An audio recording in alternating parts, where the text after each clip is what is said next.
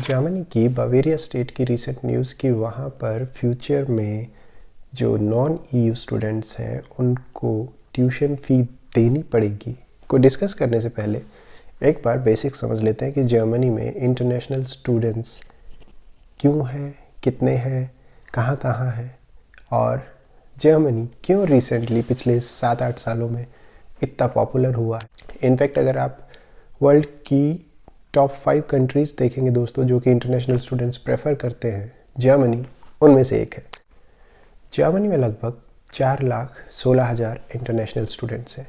इस 4,16,000 international students में से लगभग 91,000 जो हैं वो रेजिडेंट इंटरनेशनल स्टूडेंट्स हैं और बाकी जो हैं वो इंटरनेशनल स्टूडेंट्स हैं। अब रेजिडेंट इंटरनेशनल स्टूडेंट्स क्या है?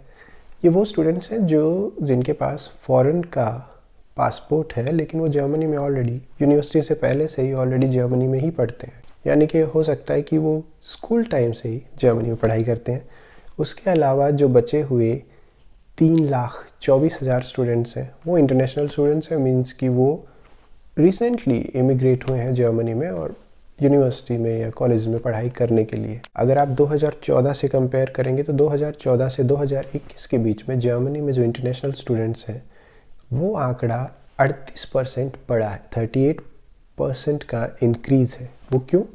क्योंकि 2014 के आसपास जर्मनी में जो ट्यूशन फ़ी है दोस्तों वो ऑलमोस्ट हर स्टेट में हटा दी गई थी, लेकिन 2017-18 में बाडन-वुर्टमबर्ग फेडरल स्टेट ने डिसाइड किया कि हमारी स्टेट में यूनिवर्सिटीज़ में हमें फिर से इंटरनेशनल स्टूडेंट्स के लिए जो ट्यूशन फ़ी है वो लगानी होगी, जो कि बहुत ज़्यादा नहीं थी। आई थिंक 1500 यूरो पर सेमेस्टर या 3,000 यूरो साल का। लेकिन उसके अलावा बाकी कोई स्टेट अभी तक जर्मनी में इंटरनेशनल स्टूडेंट से ट्यूशन फ़ी नहीं लेता था, एक्सेप्ट जो न्यूज़ है बावेरिया की, उसको छोड़। जर्मनी में कौन कौन सी स्टेट्स हैं जहाँ पर इंटरनेशनल स्टूडेंट्स हैं? अभी सबसे ज़्यादा इंटरनेशनल स्टूडेंट्स हैं NRW में, नॉर्थ राइन वेस्टफालिया, जहाँ मैं रहता हूँ actually. Dusseldorf is capital city of NRW। इस स्टेट में सबसे ज़्यादा इंटरनेशनल स्टूडेंट्स हैं, लगभग 76,000। और उसके बाद दूसरा स्टेट जहाँ सबसे ज़्यादा इंटरनेशनल स्टूडेंट्स हैं वो है बावेरिया, जहाँ लगभग 48,000 इंटरनेशनल स्टूडेंट्स हैं। उसके बाद है आपका बर्लिन और उसके बाद है आपका बाडन-वुर्टमबर्ग। अब जो इंटरनेशनल स्टूडेंट्स जर्मनी में हैं दोस्तों, उनमें से एक्चुअली 40% जो है वो इंजीनियरिंग की पढ़ाई करने के लिए आते हैं और उसके बाद जो अगले 20 से 23% लोग हैं, स्टूडेंट्स हैं, वो यहाँ पर सोशल साइंस, लॉ, इकोनॉमिक्स की पढ़ाई करने के लिए आते हैं। इंटरेस्टिंग बात ये भी है जानने की कि जो टोटल इंटरनेशनल स्टूडेंट्स हैं उसमें से सबसे ज़्यादा स्टूडेंट्स जो हैं वो जिस कंट्री से हैं वो है अपना, it's easy to guess, not that easy actually, China. लगभग 40,000 स्टूडेंट्स जो हैं वो चाइना से यहाँ पढ़ाई करने के लिए आते हैं। और दूसरी कंट्री जो है उसके बाद चाइना के बाद जहाँ से सबसे ज़्यादा इंटरनेशनल स्टूडेंट्स अभी जर्मनी में हैं वो है अपना इंडिया। लगभग 28,500 स्टूडेंट्स जो हैं वो अभी इंडिया से जर्मनी में पढ़ाई करने के लिए आए हुए हैं। तो ये आंकड़े साफ दिखाते हैं कि किस तरह से जर्मनी रिसेंट ईयर्स में इंटरनेशनल स्टूडेंट्स के लिए पॉपुलर डेस्टिनेशन बना है। इनफैक्ट अगर आप नॉन इंग्लिश स्पीकिंग कंट्री की बात करेंगे तो US, ऑस्ट्रेलिया और यूनाइटेड किंगडम के बाद जर्मनी आपका प्रेफर्ड कंट्रीज़ में से एक है, विच शोज़ कि जो वर्ल्ड की टॉप 5 कंट्रीज़ हैं उनमें से एक जर्मनी है।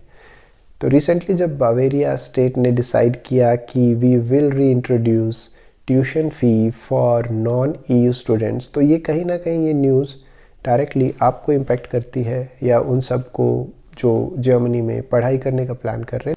लेकिन आपको पैनिक करने की ज़रूरत नहीं है क्योंकि न्यूज़ है, अभी तक बहुत कुछ एक्शन में गया नहीं है। और जहाँ तक लास्ट जो मैंने पढ़ा, जो DSW है यानी कि डॉइचे स्टूडेंट वर्क है, जो यूनियन है जिसके अंडर 57 स्टूडेंट्स यूनियन आती हैं, उन्होंने भी इसका काफ़ी अपोज़ किया है कि जो इंटरनेशनल स्टूडेंट्स के लिए अगर आप ट्यूशन फ़ी इंट्रोड्यूस करते हैं, it's poison for equal opportunity, it's poison for equality here.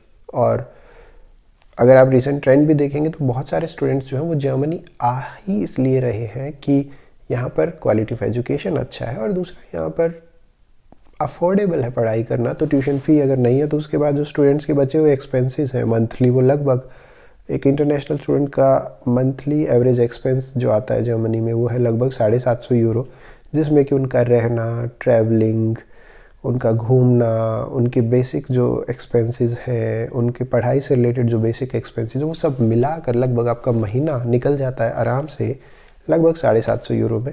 तो अगर ऐसे में आप दोबारा फ़ी इंट्रोड्यूस कर देते हैं तो वो काफ़ी चैलेंजिंग होगा। तो जो ऑलरेडी जो लोग जर्मनी में हैं, जो स्टूडेंट यूनियंस हैं, वो कहीं ना कहीं इस तरह के डिसीज़न या इस तरह की सोच को अपोज़ करती हैं, अग्री नहीं करती। और मैं जहाँ रहता हूँ नॉर्थ राइन वेस्टफालिया में, यानी NRW, ये स्टेट ने तो साफ साफ मना ही कर दिया कि we do not need to introduce tuition fee for international students.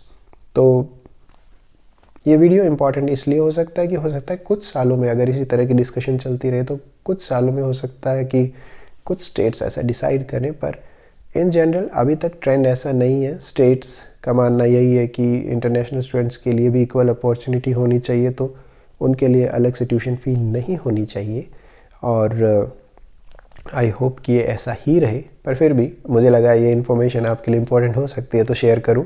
तो 24 जून 2022 में एक आर्टिकल जब मैंने ये पढ़ा तो मुझे लगा कि कहीं ना कहीं ये हो सकता है कि ये ट्रेंड मेन स्ट्रीम बन जाए और हर स्टेट इंडिविजुअली डिसाइड करता है कि ट्यूशन फ़ी होनी चाहिए या नहीं। तो होपफुली नहीं होगी, पर हु नोज़, हो भी सकती है। आपके लिए जानना इम्पॉर्टेंट है। तो फ्यूचर में अगर आप अपनी स्टडी यहाँ प्लान कर रहे हैं, मान लीजिए 2 साल बाद, 3 साल बाद, तो आप ये फैक्टर ध्यान में रखिएगा दोस्तों कि जर्मनी में एजुकेशन जो है वो अफोर्डेबल है, और जब तक ट्यूशन फ़ी री इंट्रोड्यूस नहीं होती वो अफोर्डेबल ही रहेगी। ट्यूशन फ़ी इंट्रोड्यूस होने के बाद भी कितनी होगी डिपेंड्स ऑन दैट, लेकिन तब तक लाइफ मस्त है, कोई टेंशन की बात नहीं है। अपने आप को अपडेटेड रखिएगा, और अगर आप प्लान कर रहे हैं तो I wish you all the best for your study here in Germany. फिर मिलूँगा, अपना ध्यान रखिएगा, चलता हूँ, बाय बाय।